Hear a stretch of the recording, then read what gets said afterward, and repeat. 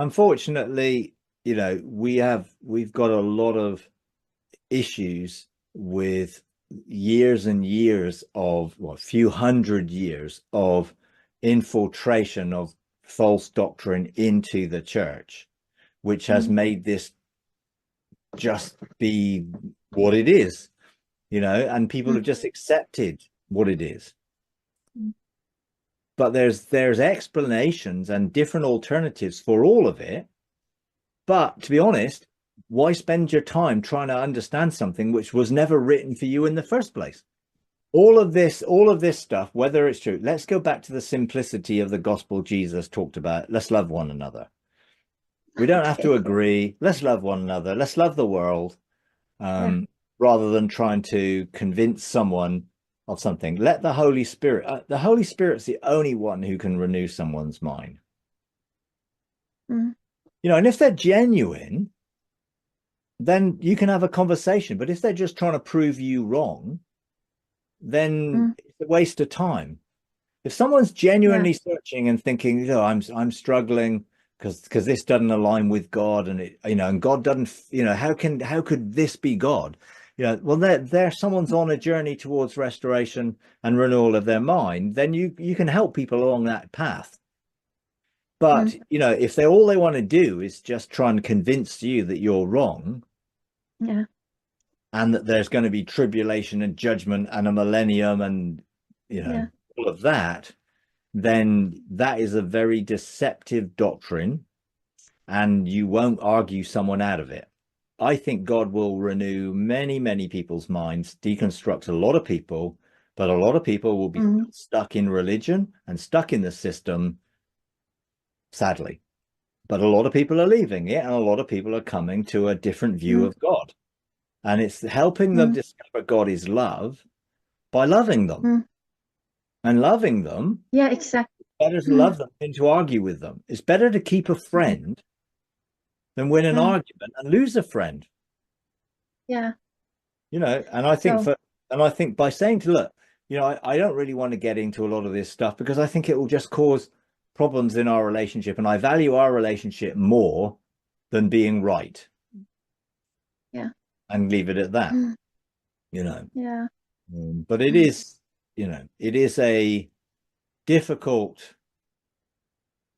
deception that keeps people in darkness and in bondage, which only God can bring the light into, ultimately.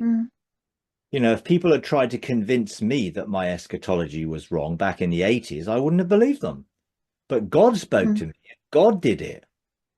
Well, I can't argue with God. I just went on a journey where he unfolded a whole different view that I'd never, ever even imagined. And I didn't read books about it. God showed me through the Spirit by going through the whole thing. And once I then realized that my whole understanding had been twisted, then I found some books which gave some credence to that. And I realized, wow, I'm not on my own. Loads of other people believe this as well. But I didn't go and find it through other people. God totally deconstructed me over a 2 or 3 year period himself. Then that got confirmed by me reading other things. And there are people that were helpful to me. David Chilton, Paradise Restored, The Great Tribulation. And I read Days of Vengeance, which are his book on Revelation, massive book. You can find all these things online for free. You can find PDFs of The Great Tribulation, of Paradise Restored, and the Days of Vengeance online. Now, David Chilton started off as a partial preterist, in that he believed the book of chapter 20 was still future, but he ended up a full preterist because he came to realize that it was all in the past. And he got himself excommunicated from the group he was in because he believed that, because he was persecuted.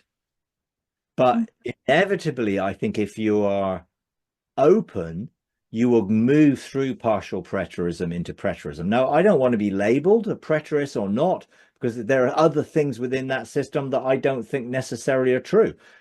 But let's say I'm a realized eschatologist. That all eschatology is realized. it is already the end. The study of the last things as is the study of what happened in the past, not the study of what will happen in the future. So for me, that is where I've moved towards. And then ultimately, my understanding of that and the same Bible verses that talk about what would happen at the end of the Old Covenant also talk about and have been interpreted as what is hell. So then that was like, so I don't believe this is talking about the end of the world. So this also isn't the end of the world. So Gehenna is not hell. Gehenna is literally, again, talking about the end of the age when the Old Covenant was put into the fire and destroyed. And actually Jerusalem and the people were put into the fire in Gehenna if they continued in Jerusalem, as Jesus warned them that would happen. They did. The Romans crucified hundreds of thousands and burned them in Gehenna. Now, that wasn't the end of their life. That is the end of their physical body.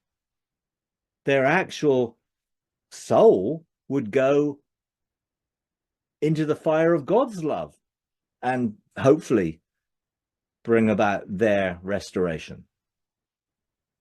And I imagine a lot of people would have remembered what Jesus said when the armies turned up, but it was too late if they were besieged. And they would have probably remembered what Jesus said, you're going to end up in Gehenna. And hopefully they would have also then remembered Jesus's offer of life. If you enjoy these videos, would you please take a moment to like, comment, and subscribe? It really does help. Thank you very much.